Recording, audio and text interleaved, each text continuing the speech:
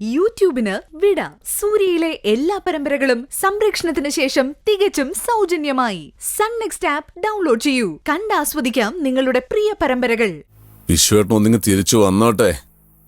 ഈ കഥയുടെ ക്ലൈമാക്സ് എന്താന്ന് ഞാൻ കാണിച്ചു തരാം. അങ്ങനെ ഇപ്പൊ നിങ്ങൾ ക്ലൈമാക്സ് ഉണ്ടാക്കണ്ട.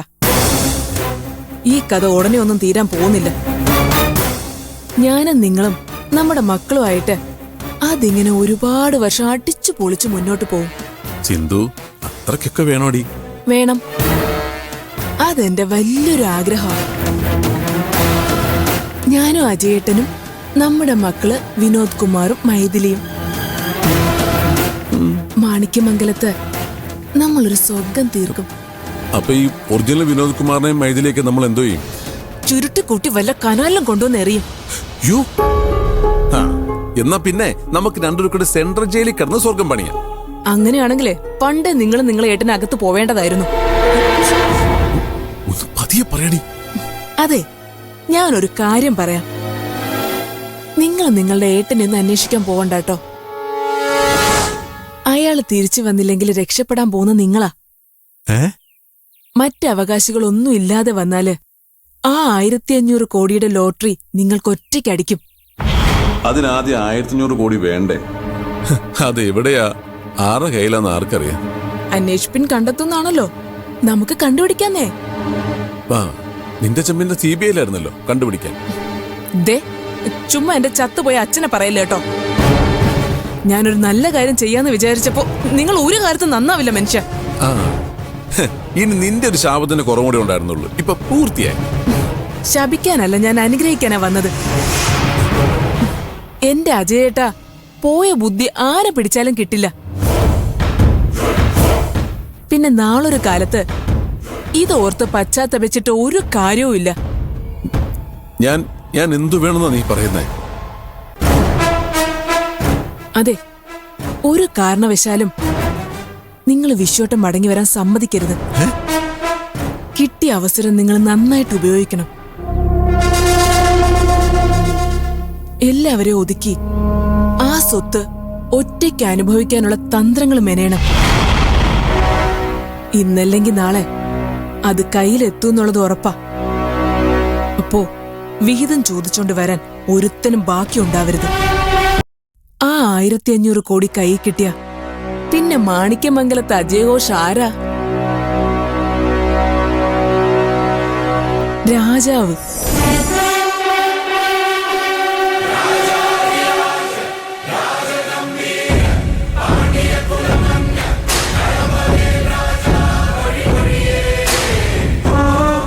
ആലപ്പുഴയിലെ കിരീടം വയ്ക്കാത്ത രാജാവ്.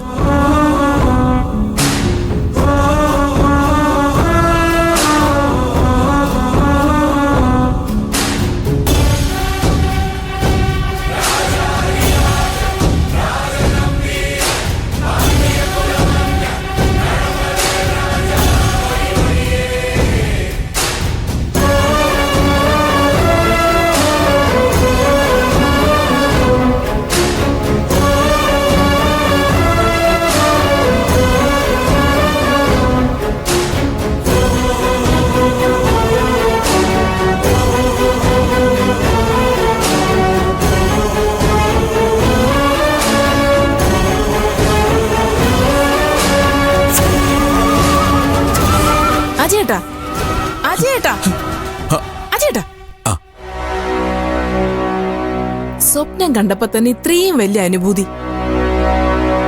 അപ്പൊ ആ സ്വപ്നം യാഥാർത്ഥ്യമായാലോ?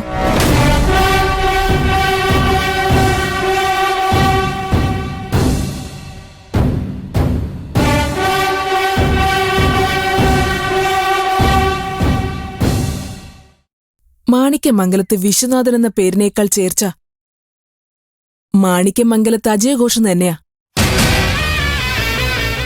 എന്താ, അങ്ങനെയല്ലേ? എന്നിട്ടാണോ മനുഷ്യ നിങ്ങളിവിടെ ഇങ്ങനെ ചുരുണ്ടുകൂടി നിൽക്കുന്നത്?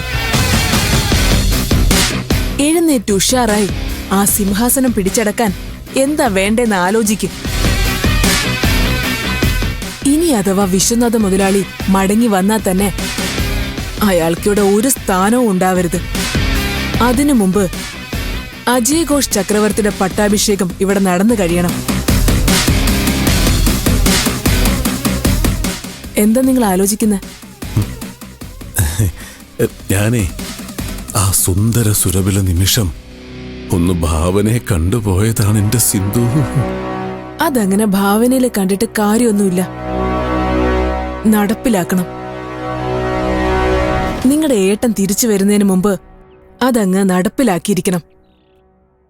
ഓ, ഏട്ടൻ ഇനി തിരിച്ചു വരാനൊന്നും പോകുന്നില്ല.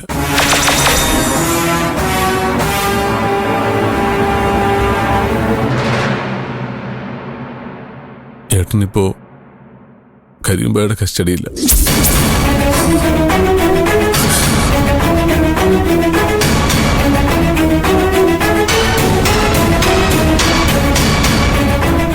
കരീം ഭായിയോ?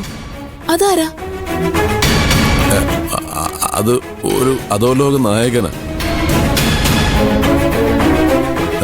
ഇവിടെ അല്ല, അങ്ങ് ബോംബെയില്. ബോംബെയിലോ? നമ്മുടെ നായർ സാറും അവിടെയല്ലേ? അപ്പൊ അവര് തമ്മിൽ പരിചയം കാണുമല്ലോ.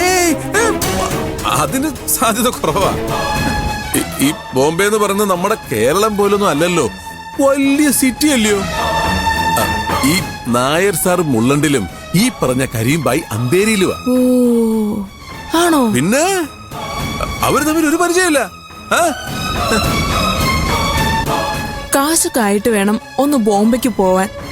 എന്റെ ഒരു പഴയ സ്വപ്നം. എന്തിനാ ബോംബെ ആക്കുന്നേ?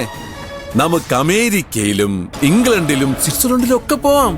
എന്നാലും നമുക്ക് ആദ്യം ബോംബെക്ക് തന്നെ പോവാം. പിന്നെ അവിടെ ചെല്ലുമ്പോ അവിടെ വെച്ചെങ്ങാനും നിങ്ങളുടെ ഏട്ടനെ കണ്ട മിണ്ടാനൊന്നും പോയരുത്, പറഞ്ഞേക്കാം. അതിന്റെ ആവശ്യം വരുമെന്ന് തോന്നുന്നില്ല. അതെന്താ? അതിനു മുമ്പ് ആ കരീംഭായി ഏട്ടനെ തട്ടിയിരിക്കും.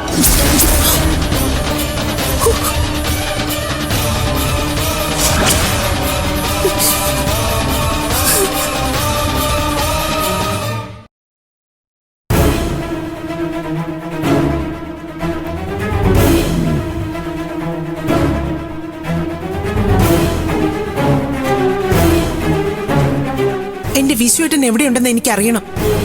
എന്താ വിശ്വേട്ടന് നിങ്ങൾ എന്താ ചെയ്തേ? ഞാൻ ചെയ്തു? നിങ്ങളല്ലേ വിശ്വേട്ടനെ കടത്തിക്കൊണ്ട് പോയത്? ചുമ്മാ ദൈവദോഷം പറയല്ലേ പെണ്ണുമ്പിള്ളേ. ഞാൻ ആരെയും കടത്തിക്കൊണ്ട് പോയിട്ടില്ല. പിന്നെ അജയൻ പറഞ്ഞതോ? ഞാൻ കേട്ടല്ലോ, അവൻ ആ സിന്ധുവിനോട് പറയുന്നത് വിശ്വേട്ടൻ നിങ്ങളുടെ കസ്റ്റഡിയിലുണ്ടെന്ന്. അതവൻ ചുമ്മാ പറയുന്നതാ. ചുമ്മാതെ ആരെങ്കിലും എന്തെങ്കിലും പറയോ? ആരെങ്കിലും എന്തെങ്കിലും പറഞ്ഞതല്ല. വിശ്വനാഥൻ മുതലാളിയെ തട്ടിക്കൊണ്ടുപോയത് ഞാനാണെന്ന് ഞാൻ തന്നെ അവനോട് പറഞ്ഞത്. അത് ഞാൻ അവനെ ചുമ്മാ ഒന്ന് പേടിപ്പിക്കാൻ വേണ്ടി പറഞ്ഞതാ. എന്റെ കാശ് കിട്ടാൻ വേണ്ടിയുള്ള ഒരു നമ്പര്. കാശ് തന്നില്ലെങ്കിൽ അവനെയും തട്ടിക്കൊണ്ടുപോകുന്നു ഞാൻ പറഞ്ഞു. അല്ലാതെ മനസ്സാ വാചാ കർമ്മണ ഞാനൊന്നും അറിഞ്ഞിട്ടില്ല. ഞാനൊരു പാവം ചങ്ങനാശ്ശേരി നായരല്ലേ. കള്ളം, പച്ചക്കള്ളം. നിങ്ങൾ കരീംഭായി ആണെന്ന് എനിക്കറിയാം. അതെനിക്കറിയാവുന്ന കാര്യം നിങ്ങൾക്കും അറിയാം.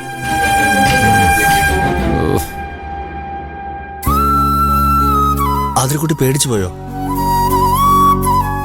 പേടിക്കണ്ട, ഞാനിവിടെ ഉള്ളപ്പോ നിന്നെ ആരും ഇവിടെ ഒന്നും ചെയ്യില്ല.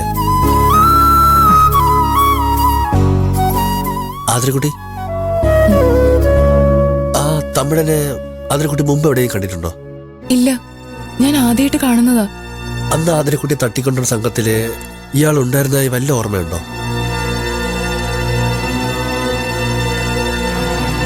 ഇല്ല, ഞാൻ ഓർക്കുന്നില്ല.